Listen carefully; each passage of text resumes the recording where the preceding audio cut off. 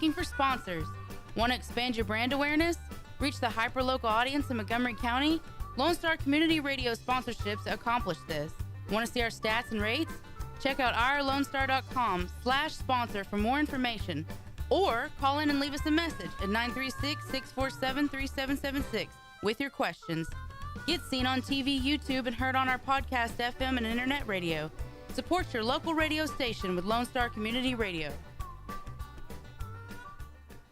Thank you for listening to Lone Star Community Radio. This program was broadcasted and recorded live from the LSCR studios in downtown Conroe, Texas. Lone Star Community Radio is supported by listeners like you. Donate and sponsor today. For more information on getting involved with Lone Star Community Radio, contact us at lscrstudios@gmail.com or visit us online at www.irlonestar.com. You are listening to Lone Star Community Radio on 104.5 KCZW LP Conroe and 106.1 KZCC LP Conroe, and worldwide on irlonestar.com. Good afternoon, everybody. You're listening and watching The Cindy Cochran Show live on YouTube and Facebook. And, well, it's the Lone Star Community Radio Facebook. And if you, I said in the Cindy Cochran Facebook on YouTube, yeah. Oh, you have to look up the Cindy Cochran Show, Facebook. That's what he wanted me to say. Anyway, and also on the radio, it is 106.1 and 104.5 that you can just listen to our voices. Just imagine how good we look. Okay, so I want to tell you what happened last night. I got an invitation to go to the sneak peek of the HEB, that their grand opening. I bet you were really surprised by that because I had the GM on and that got me in good with him. But I got to go to that and drag Sam along, and he knew the Astros were getting ready to play, and he's going like, okay, can we go home? Can we go home? Can we go home yet? But it was so beautiful. Their store is gorgeous, and so anybody that lives out there, Willis, Montgomery area, this is the brand new HEB store, and it has a different look than the others, so you might want to check it out. And they were giving away samples after samples, and they were giving stuff that you could pick up and put in your bag and stuff. And there were just so this morning I went back, and it's like I slept in the parking lot, but I went back, and the GM saw me. He said, "You're back again?" I'm telling you, I'm the best grocery store's friend because I'll be here as much as I can. But I said, "Your daughter came up to me and complained about the interview you had on my show." And he said, "She did? Oh, I'm so sorry." And I said, "No, it was because you didn't say her name." And so she said, "I listened to all 57 minutes of that show, and I never heard my name mentioned or anything. So I just want to tell you about that." And I said, "Okay." So I told James that I'm going to do a shout out to her and her brother, and that's so that she'll feel like she was part of it. Her name is Evie Anderson, and her brother's name is Bryson. Oh boy, I got that right. I'm glad I only had 2 kids. But it was Bryson and Evie. I just want to say hi to you. And y'all were so cute. Oh my goodness. Evie is just going to be a star. She has got personality plus. She's amazing. And her brother's very quiet, very suave, and very cool. And has the best head of hair I've ever seen in my whole life. He's so cute. So anyway, and your beautiful wife, I got to meet her. And it was a lot of fun. So I just want to say, when I drove up this morning at 7 o'clock, I thought it'd be like one of the first ones there at the HEB. They opened at 6. And I drove up, and it looked like, I went, did he rent a bunch of fake cars to put in the parking lot to make it look like it's full? Because that parking lot was overflowing, and people were just streaming in.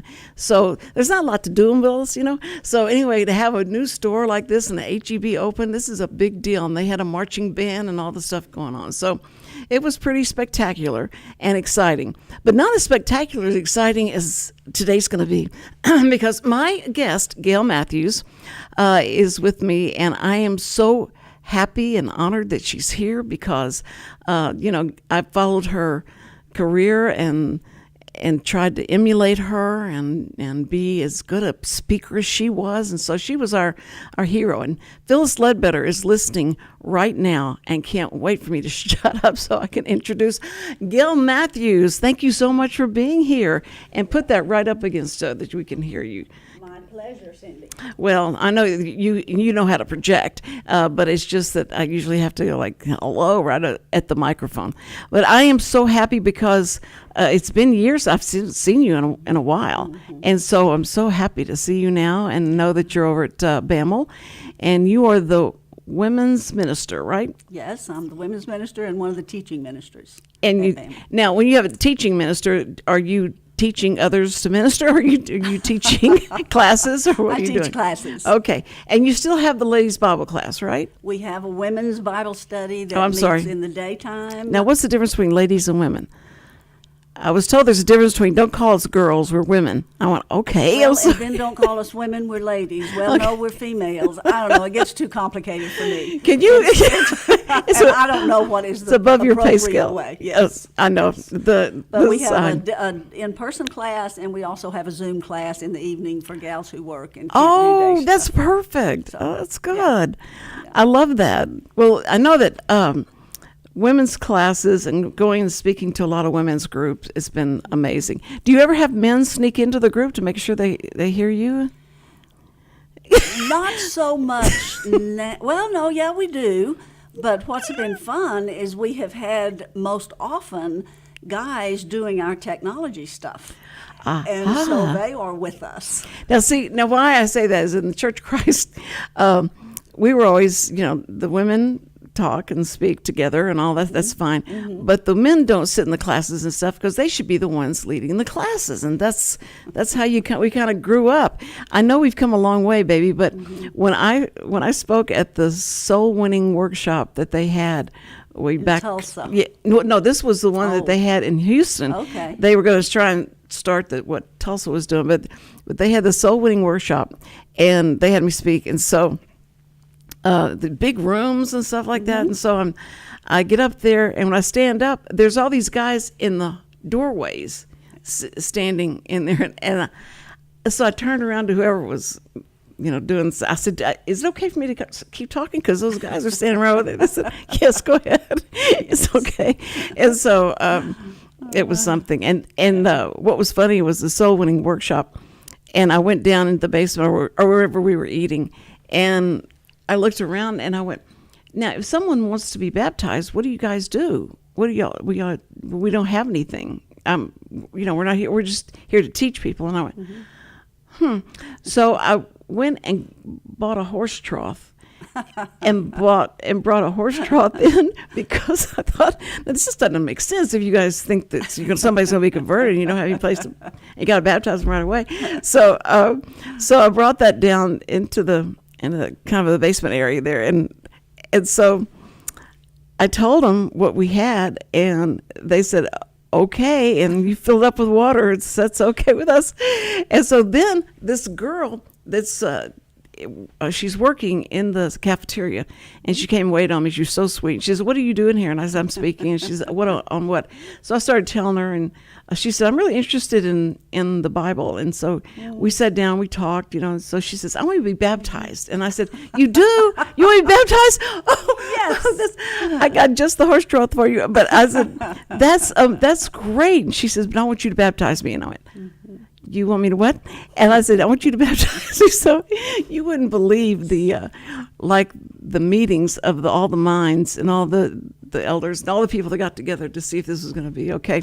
And I called Sandy, I can imagine. Yes, yeah. Oh, yeah. You, of course, anybody can imagine. I know what they were. But I called my brother-in-law who has a doctorate in theology, and so I said, let me tell you this. He said, it's fine. It's not the person that does it. That's not what's doing anything, because you are nothing that is, special, holy, or anything. It's the fact that the baptism is everything. But so I went back and told them what he said, and then they said, well, okay, but we probably won't be there, but okay, because we just don't know what this is going to be like. I think it was fun. It was like, I knew there was a reason for that to be there, and this girl made it, said, yes, this is why you should have been here. And it was so validating. I love that part of it. But it's so rewarding to do the speaking. And I know that had to be a huge part of, like once you start speaking and people responded to you the way they did, you had to be like, wow, this is, women need this. It is, and they definitely do. And that's why in my career and my history, it has been wanting so desperately to create space for women to have a voice. Yes. Because they have things to say. Boy. And they have grown, and they're maturing in the Lord, and we need to hear those stories. And That's so right. we created space for that to happen. That's exactly right. And I think that it was interesting because women are very, hate to use the word shy, but they were reluctant to demonstrate a lot of the feelings that they had because the way we were raised. And I understand that. And I don't blame anybody for feeling the way they did and saying this would be the best way to do it and their interpretation and all that of it. But I think that in doing that, what it made you feel like is I can't wait till I'm able to talk to people freely, and it wasn't, no one said don't say anything. They want you to go out and tell everybody about Jesus and everything, but it was just on a stage level, And the stage level is the thing, we create our environments, and we created an environment that has been non-inclusive. Right. And right. so it's because of that, but that's our creation. And that's right. That's our creation. That's right. And so what we've been doing is working to open doors for more inclusion in the body of Christ. That is so true, because women are the ones that will take the children and bring the children to church all the time. The men, I hate it because there's enormous amount of men that come and that are great and all that. But I'm saying women and grandmothers bring their kids to church, and they're try to be so faithful about that, and sit there with all kind of ideas of things. What, you could do this and you could say that, and they have a way to speak to problems that the men will not be able to do. They just don't have that in them to be able to the nurturing part of it in them. Well, there's interesting research out about it's even called the feminization of Christianity. Oh, which interesting. is interesting. Yeah, and it's interesting, especially when you look historically at the fact that feminization of Christianity, and yet women have no voice. Right. So it's just been an interesting evolution. Hopefully, we're growing. I think we are. Yes. I think we're beginning to get a sense of people together worshiping God. Just people. And politically and in the school system and the educational system, what has happened, you look at those meetings that they have, and who's doing this the most is the moms, because you have just, awakened the mama bear. It's not, there's a lot of woke people, but those woke people are mama bears, and you don't want to mess with them and tell them what they can do and can't do with their children. And so that's what I think has been so interesting, because before, the women weren't that involved in the voting or the activity of the voting or the just any of that, and it was like the men took care of that, and they did all this, and we have come a long way. We have too, Cindy. And so I remember and my mom would get so upset with me because she was extremely, like, Cindy, you don't do this and you don't do that, and said, "Hey, Mom, let me tell you what, the fashion right now is a short skirt." It was during the 60s. The 60s, I've been there. And that's when I started interpreting during that time. And so I remember getting up and interpreting the first sermon, and then I had a meeting with the elders, and they said, you can't wear that anymore. Okay, so just don't even think about wearing that anymore. You need to wear something else. And I said, like what? And they said, well, something longer. And I went, okay. So I got a pantsuit, and you weren't supposed to wear pants at all. And I got a pantsuit the next time. They went, Cindy, we need to have another meeting. And so I said, well, look, all right, you got to make up your mind, because either I got to learn sewing or we have to start creating my own outfits, because right now everything you buy is going to be shorter, and the pants take care of that. I don't get what's the problem with that. And they said, okay, well, let us meet at that. And came back and said, okay, you can wear the pantsuit. I guess they must have asked their wives, and their wife said, yes, that's what we want to wear too. Let us wear the pantsuit. So it's a funny thing, the way we get stuck in patterns of what is good and bad, what is right and wrong. Right. And it's not that those things don't exist. Right. But we do put strange categories in there. Yes, I know. And it's so funny when you, growing up, I was so dogmatic in my religion. And I would take all the kids in the neighborhood and put them on the steps and preach to them, and even rock, and preach until, and just nail them to the cross that they're all going to hell, because they got to straighten up, and they're like 8, 7, 6 years old. And so I've come a long way, but my mom, it was so strong in the teaching and what she taught us to do and all that. Mm-hmm. And then if we questioned anything, it was, Katie, bar the door, because you don't question anything. And I said, but God made somebody that we're supposed to be in His image, and what He created, we can create in our own self, as long as it's in line with what He's after. That's right. I was blessed to grow up in a home that was not rigid. It was conservative. Mm-hmm. And my father was a Church of Christ preacher, and so I was a preacher's kid, Oh. But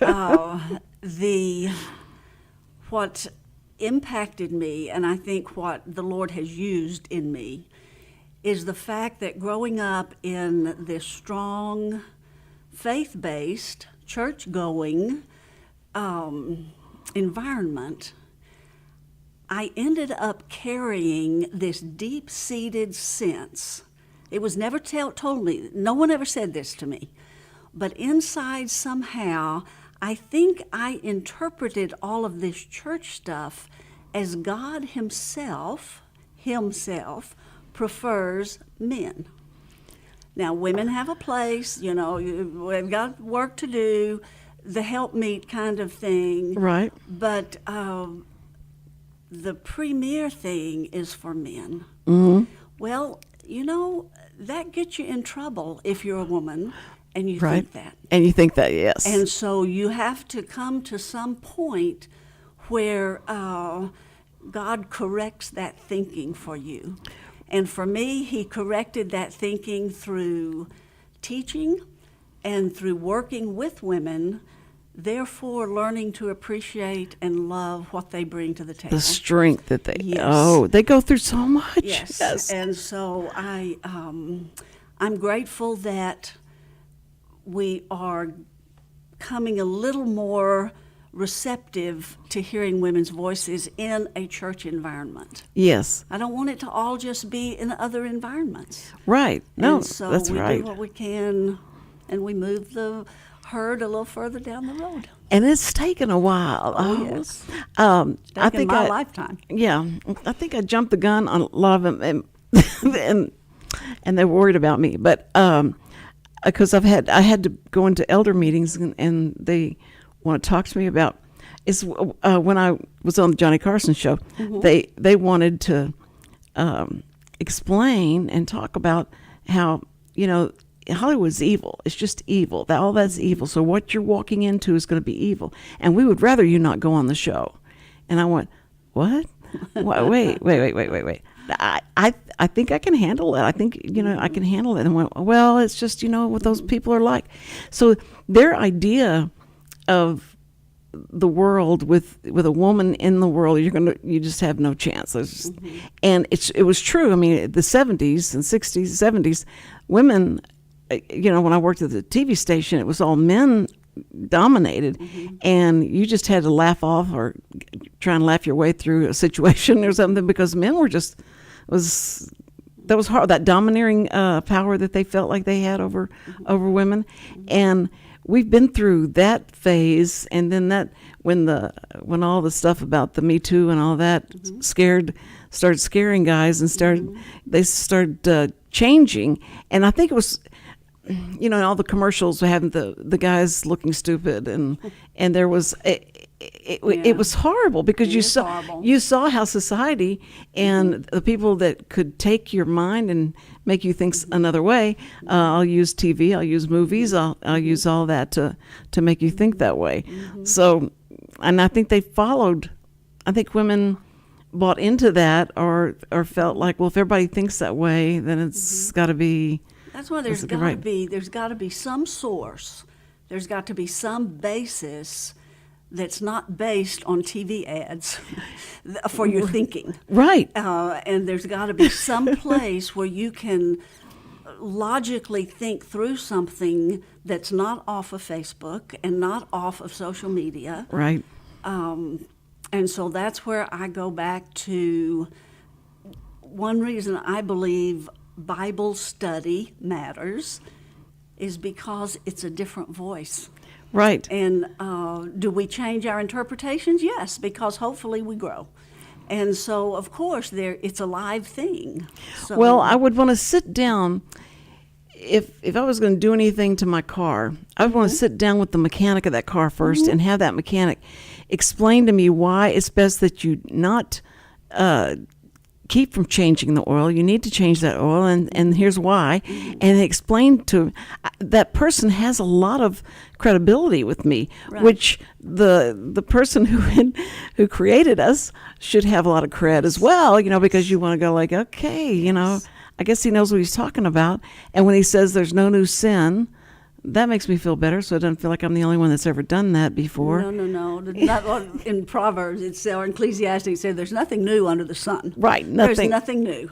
No, we've seen it, been there, and they have a done. T-shirt for it. Yeah, it's been done. That was kind of comforting in a sense, because people that think they're the only ones that do this or say that or think that, and that's not true. They've seen it all. No, it's not true. That's one reason I'm convinced that people, and since I work with women, I'll say women, but I don't think it's just women. I think men as well.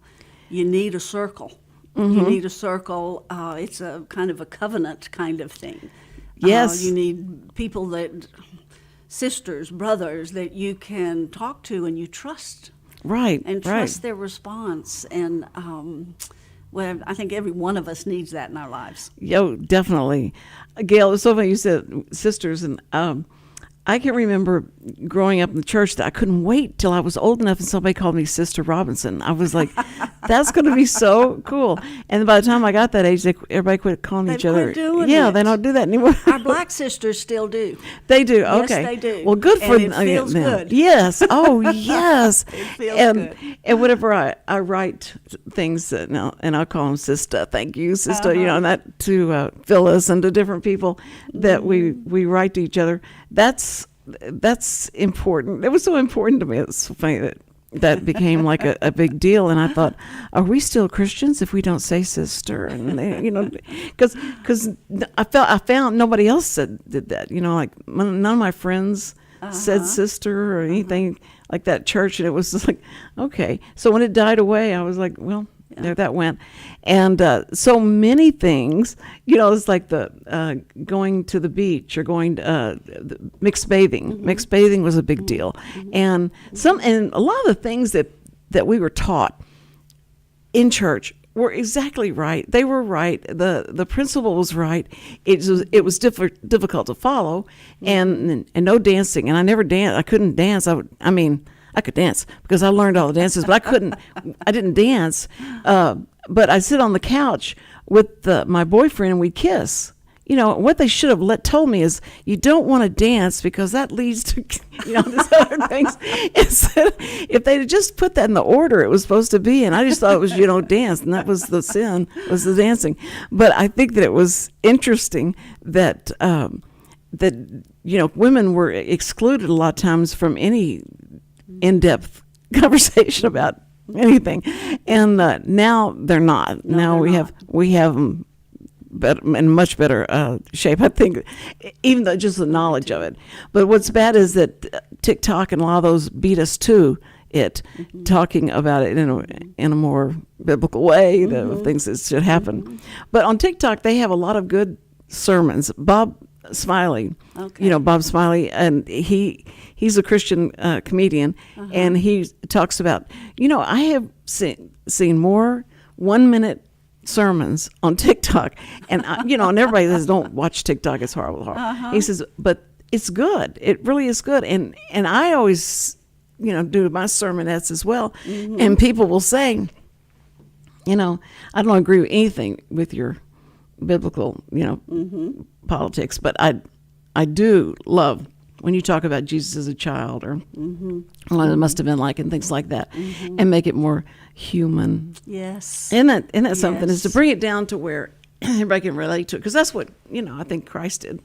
That's why he came. Yeah, right. To make God relatable. Right. I think. Yeah, and to be in flesh. Right. Human in flesh. And I think like God was said, what, I hate killing all these animals, and nobody's understanding what that's all about. Maybe this will help them understand it. So I think forgiveness is so important for people to understand that you have to do that. And if you don't condemn in the first place, you don't have to forgive them in the second. So it's really interesting. And I told you I'd love for us to talk about worry, because worry is such a profound thing, and everybody's doing it nowadays because they the scope of what's going on in the world and all, and so you're so worried that it's going to come in your front door. So that's what. And God, it seems to me, spent a lot of time trying to quell that and to say, I don't want you to worry. You shouldn't be anxious about anything. And when that anything, should be in big caps, like the way we text things, in big caps. Don't be anxious about anything. And as parents, as a mother, grandmother, the worries just, compound, because when the kids go out or do anything. And the world's a rough place. Yes, it is. You can't sugarcoat that at all. I think, part of the scriptural teaching about don't worry, don't be anxious about anything, is anchored in that you can't change it anyway, kind of thing. And he said you can't add 1 hour to tomorrow. No, you're not going to change it. Yeah. And so I think it has something to do with, are you willing to walk in trust? Bad stuff happens. Right. And it's hard and brutal sometimes. I still, from my perspective, I still trust that we have a sovereign God. And as we walk through the hard places, he walks with us. Right. I think that's part of the God in flesh picture as well. True. He walked with them.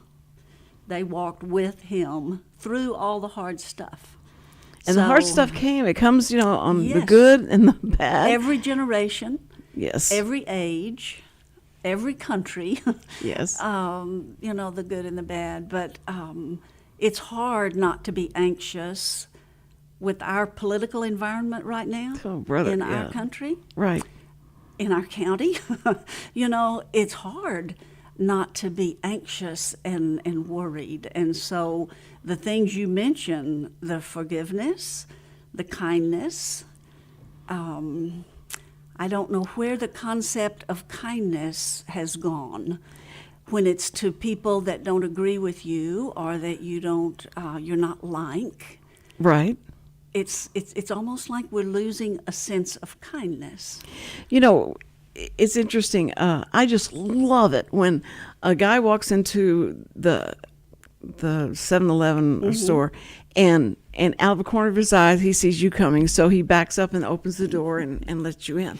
I think it's so uplifting to have somebody do something like that. That's just a small act of, kindness. And I always tell them, I said, your mama taught you right. And they said, yes, ma'am, she did. Yes, ma'am, she did. and I think that it's just for us to bond over stuff like that. Now, if I ask him, so what are you thinking about the world situation on this? And he has the opposite of the way I think it would form a different way that we look at each other, but it shouldn't. It should be what I see in you is the God's creation, and that's what I dwell on, and not anything else. And that way, have to. And it keeps me from having the burden of feeling like I've got to judge everybody. I'm not the judge and jury of somebody's actions and all that. That's up to God. You can pray for that person. You can be there for that person if they need you and all of that. But it is not your responsibility to have to judge that person, because that puts a lot of stress and worry on you to do that. And that's what God said, I'll take care of that. Hey, I will take care I'm of right that. here. You do your job. Yes. Which is walk justly, love mercy, Yes. and walk humbly with God. That's right. That's our job. Yes. And that the other is in His hands. I know. And I will get bitten by scripture at times, going like, wait a minute. He wasn't talking about me, I'm sure, when he said about make sure what you say is uplifting to somebody, and don't be tearing them down, or don't be saying mean things to them. I'm sorry, Richard. But And no gossip. and no gossiping. Yeah. And that's just like Colleen was a girlfriend of mine, and we worked together at Southwestern Bell. We'd drive home. It took forever to get home, and the traffic was horrible. And I had a little Volkswagen with no radio. And so we gossiped from the time we walked out of that door and got into the car and all the way down. And I said, look, we've got to stop. This is just totally wrong. And I can't stand the thought of standing before God at Judgment Day and Him talking about, all those stories you talked about everybody else. Well, it is that we have to not gossip. Okay, we're just going to have to make that plan. No gossiping. Okay. And she said, okay, all right. So we got in the car. And it was the most boring, and it was so quiet. We had nothing to talk about. And I said, this is really sad. We can't even talk about anything. But what taught me is that when I first started working there, and you sat down for coffee at coffee, and everybody sat there and would tear people. Everybody that got up and left and walked out the door, they had them torn up about who they are, what they had on, and what's going on in their life and all that. And so I was sitting there, and they said, Cindy, anytime your coffee thing's over, aren't you supposed to be back at work? And I went, I'm not leaving here unless all y'all go with me, because You got to go first. That's right, because I know what y'all do to people that walk out here. But that was the most fun thing to do, was to gossip. And when he said don't gossip, he was right. And so we try and find all the good stuff. Yeah. And we didn't search deep enough. We didn't search deep enough, I know. But I think that whole struggle with gossip, the struggle with non-forgiveness, all of those things, I think, are born out of this spirit of better than. We have to somehow convince ourselves that we're better than somebody. And as long as we're thinking that way, you've got to put people down. If you have to be better than. We can't get comfortable with this. We're on level ground. Right. All of us, we're on level ground. That's right. Under God. That's right. And he went to a whole lot of trouble to make everybody different, that we are all individuals. There's no two of us that have ever been or will ever be again. That's it. We're it for right here and right now. So it's a responsibility to go like, good grief, I got to do something with this, right? I got to deal with this, and Lord help me. Yeah, you go back all the way to Adam and Eve, and I love using this.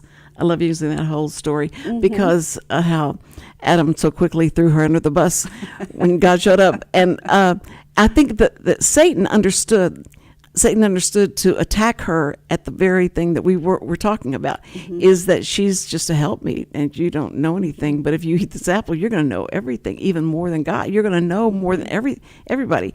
And she went, well, why wouldn't, thought, well, I'd like to do that. I'd like him to respect what I know and what I have, and went for the knowledge part of it. And so she bit into it, and then had him come over so that she could share in that, and they could be equal. And then he throws her on the bus. I thought that hadn't changed in a while. But I think that was a good way to begin how women see each other. I mean, God gave her a great honor. You're going to be able to help this world get started and get going, and instead you see it as a secondary. That's in your head.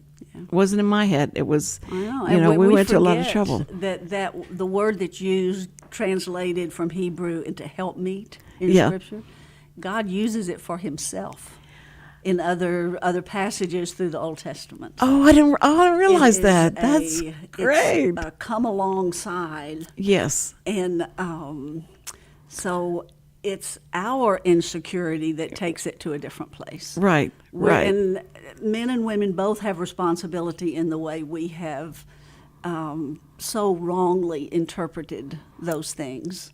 Oh, brother. And, because we could go on and on about, and responsibility lies on both sides of that stick. Yes, and the respect idea of it, and the pedestal, putting your wife on a pedestal, and that being something, and making them feel always important as she should be doing to you. She should be doing the very same thing, making him feel important, and don't drag him down or make fun of stuff that he says or mock him or anything like that, that we're not to do that as well. And so I think that there's plenty of instruction on how to make a marriage work, and plenty to dwell on and go like, yeah, I should have done that probably. That would have been a good idea, because it works. I mean, he wasn't putting it in there just to have a filler for the Bible. All these things meant something.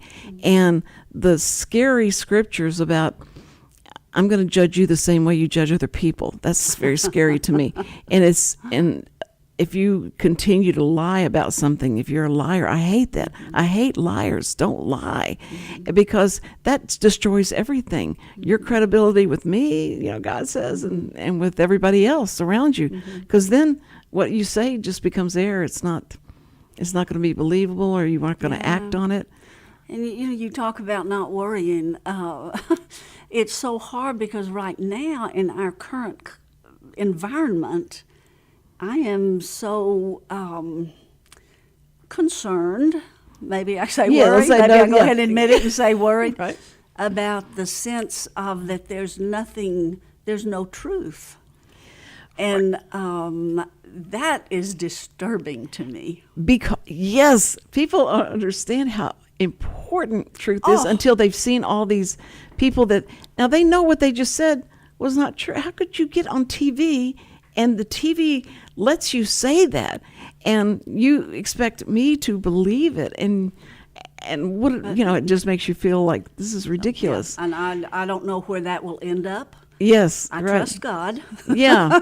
But I don't know where that'll end up, and I think it's a dangerous path. Oh, yeah, because that's going to bite us in the behind for that. It's a dangerous path if there's nothing that really is true. Right. And I remember the story about the man in search of the truth, and with the lantern, and he's walking across the land. And that was so impactful to me. I thought that was, but I didn't understand. I felt like, well, what truth is he after? Because it seems like we all tell the truth, which has certainly drifted away from us as being really important. It's like the handshake. No, we've got to have 50 lawyers do something to make this, ironclad, and not just say, where I'll you do will it. honor your word. Yeah, honor your word. Yes. That'd be a good book to have out right now. That would be wonderful. How do we honor our word? Well, I think that what I had hoped to do is that have different women come on and that are are over women's ministries or doing what are you doing for women and what women are involved in. And so if you want to go through and kind of list what you guys are doing right now and let people know. Okay. Well, we have, like I say, we have 2 Bible study groups that meet right now. One of them, COVID killed a lot of our daytime in-person stuff. So we had to become rather efficient with the Zoom world. And that's been a blessing. And right now we're doing a study on the prophet Elijah. It's been rich and good. Yes, he's an interesting guy. What we usually do is we have a fall study that will stop right before Thanksgiving week, and then we'll begin again about the second week in January, and we'll have another round of studies. So that's our Bible study part. And if somebody comes in, like the first time, and wouldn't even know how to look up a book, they'll get they can not feel embarrassed or they don't need to feel we embarrassed. work hard to be inclusive of whether you have been in Bible study your whole life, grown up in Sunday school, or whether or not you are just walking in the door and don't even know what church is all about. Right. Don't have any idea. You've heard horror stories, actually, and there are many. Oh, yes. So we try to be sensitive to that full scope. That's great. We are learning and growing in our ability to be inclusive. Where Bammel Church sits, the community has changed. And it's a very interesting place to be because we're sitting on where the church building sits. On 1960. On 1960. Immediately to our east is Northgate subdivision, beautiful golf course, country club environment. Immediately to our east are some low-income housing. We've got some drug problems in some of those apartment complexes. And it's like we're sitting on a dividing line, which is an interesting place to be because the love of God says, these are my people. That's right. Love them. That's right. Both the east and the west. That's right. And don't Doesn't matter. prefer one over the other. Right. So we're learning better. Got a long way to go, but we're learning better how to navigate the racial mixture and inclusion, economic mixture and inclusion. And I wouldn't trade it for $1 million in any way. Because it is, when I think about in Revelation where God's talking about around his throne, and he describes it, and he says, every nation, every tribe, every person is collected there. Well, it's kind of exciting to be in a place where there are different tribes, different ethnicities, different peoples, all wanting to love God and walk faithfully and be a disciple. So that's the goal. That is the goal. Yeah. Our women's ministry is designed to provide the kind of camaraderie and support that we've already talked about among women. You need some partners, You need partners walking with you. Yes, you do. So it's designed for that. We do service projects periodically. We have a good food pantry out of Bammel, so we work with them. Oh, that's so important. That's a necessary piece now. We help provide support for a couple of elementary schools in the Spring District that are close to our campus, providing some tutors and just encouragement for teachers. Oh. So we're doing that kind of thing, which is great. We have an AA group that meets at our building. So just trying to be a support for that particular community, a resource for that community, always because God's love is bigger than our differences. Oh boy, It's that's bigger. true. That is so And true. so, by His grace, we can learn to navigate and learn to love, because that's actually the bottom line. Well, I think that the strength of the churches around here. Now we live in Texas, and we live in the Bible Belt, and that, I and know. so we've got a lot of different churches, and we've got all trying to do, essentially all the same Yes, thing. They just yes. want to help, is what they want to do, is help in their community and Sincere strengthen their desire. membership. Yeah. If that's their goal, is they're going to be successful.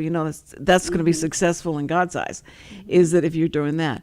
And I think that the fact that women are growing stronger and being drawn into this, and that's what I want to spotlight, is all the different ones that are out there, Yeah. and everybody coming in and saying not exactly the same thing, but essentially the same thing. It is the desire to create a safe environment for these women. Yes. And that can be, it doesn't matter what your situation is socially. That safety is everything first. And then if you build that and make them feel like, look, God's got this, He's got me in His hand, He loves me more than anybody loves me. And so that's huge. It is. And, I had to learn in my own life, I had to learn that God didn't prefer males. Yes. I had to learn that. Yes. Because, like I say, it was not ever said to me, but I felt it. And it was never said in the Bible either. No, it's not. But God doesn't prefer females either. No. So we have to remember that we're called to be the people of God. Right. Male and female, as He created us. Right. Each helping each other. Each helping each other, Right. each bringing strengths to the table that are important. Yeah, because He gave us And different strengths. that's right. And that's what we're supposed That's to be, So- dwell on that. We'll be Yeah. okay. Our women's ministry is focused on the idea that you, Cindy Cochran, as a woman, you matter. You matter a lot. And we want every one of our women to feel that. That's right. Oh, thank you. I feel validated. I go through the grocery line, I'm checking out, and so it says on top, approved. And I went, I just love looking at that. Thank you, guys. Like my credit thing with that, I was approved. And it's wonderful because we do have those weaknesses that we all feel. Absolutely. And sometimes it's like up here and it's way down here. I work for. I was going to Go say, ahead. when you said that, laughing about that being approved, that gives me an idea. I think we need a new sticker that just says approved. We can slap it on and wear that baby. And maybe need it here. That's That's right. right. Or have it hooked onto something that's sticking out, showing us, Yeah. you're approved. You're That's approved. right. What are you acting like that for? One of the stickers that we do use is we stick it on every notebook, every workbook we do, is this one that says, anything I do is better than doing nothing at all. And the point is, It's brilliant. people start beating themselves up if they haven't finished a particular week's study. And so I say that if you can, great. You're the beneficiary. Right. If you can't, do anything. Do something. If Yeah. you can read one paragraph, do it. Do it. And That's- that's better than nothing. We're in process here. My dad would watch TV or watch commercials and then turn around and look at me and says, people need more to do. They just need more to do. I don't have enough to do. If this is what they're working on, and I go like, I think you're right, Dad. You're probably right. But I think that it just shows, I think, where we want hunger for that approval, hunger for, and we, that's innate in us that we want to be approved. And so when your husband or your kids or anybody validate that, then you feel like, okay, I feel a lot better now. feel and good, yeah. I You walk feel out good. feeling good. And that's why he said, and trying to obey that scripture or obey that was, don't let any unwholesome talk come out of your mouth. Yeah. Cindy, and only say things that are uplifting to that person. So when that person leaves you, they leave you better than when That's they met right. you. Yeah, That's right. And that's Especially all your it is. kids. Oh, especially Your And- kids, and they're sometimes the hardest ones to Yeah. guard your words. You're right. Isn't that the truth? And the one person that you feel like this person is so haughty, so arrogant, it doesn't need any more uplifting. That's not true. That's usually That's a cover. that's a cover. Yes, Yeah, that's that's right. a cover. So I think that it's just good for us to be sweet to each other, kind to each other, and when you find out something. Something good. When we would speak, we spoke during the 70s, and that was the positive thinking and all of that. And I love that era. I loved reading the books that everybody wrote and realized that it's all coming from the Bible. The Bible already said it, but they said it in a different way that made us understand It made it heard a little bit better, and that's okay. And that's okay. That's great. Yeah. And so that's what made me not be so judgmental about the different versions of the Bible.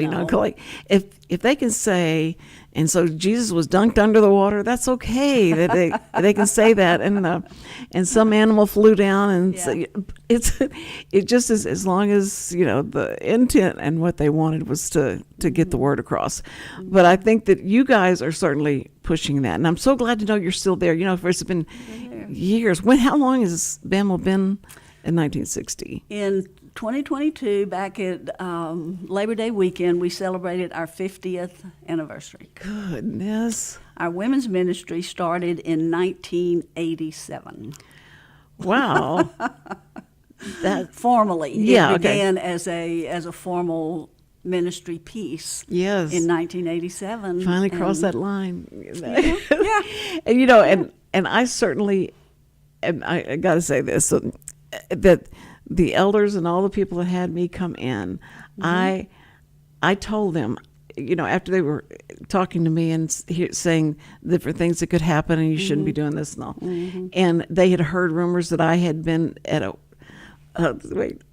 wine tasting party or something in Hollywood, and I said, man, if you'd have seen what we were doing in Hollywood, we just wanted to go to the, the places that all the tourists go. And so that wasn't, it wasn't anything like that. And so they finished, and I went, well, okay, I don't know. I guess I thought y'all were going to ask me for an autograph, but that's not it. So I'll just go ahead and, and so to try and lighten the mood, because I didn't want them to feel, I thought, I just appreciate how much they loved me to have a meeting like that, to make sure I'm okay and make sure that I know what you're walking into a lot of times. And they're right. Oh, they're right about that, because Hollywood does have a lot of evil sides and what they want you to do and to say and things like that. But it was this, they were just, very caring. And a lot of people look at that as like, they're all in your business. They're trying to keep you. Yeah, and they feel a burden. They feel this responsibility burden for the little flock that they're tending to. Yes, that's right. And it's a heavy burden. It is, and I know that a lot of them worry about it all the time. Yeah. And so, I've seen some of them before and said I'm okay, and I'm still here. And so it's just precious, they do care. And it's all the strict rules and all the rules that maybe have gone away. A lot of those were based on, you're right. That shouldn't be. We shouldn't do that. And I've only got 2 minutes to tell you goodbye. We have been talking. See, I told you it was just going to be like sitting around the kitchen table talking about stuff. I thought I needed notes real bad. I know. So Gail, I can't tell you how many people come and they're sitting there before we start, and they're lining up their notes and the category they're going to talk about. I would love to have had a line of notes. and they never looked down at them because we sat there and they said, you took me all around the block and I wasn't ready for it. Okay, no, but it was, but it's been so much fun talking to you and being with you again. And tell everybody at Bammel, I said, hi, hello, I'll miss y'all. We're still there. Come visit us. Well, the deal is if I don't see you here, I'll see you there. And That's right. I have to talk country anytime we talk about that stuff, but it's just been great to have you here, and I'm so glad you're there with them and helping them.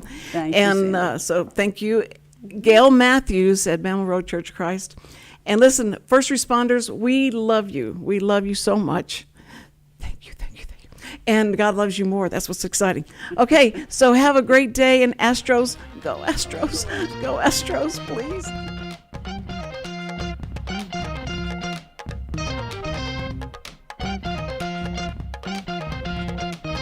Hey, this is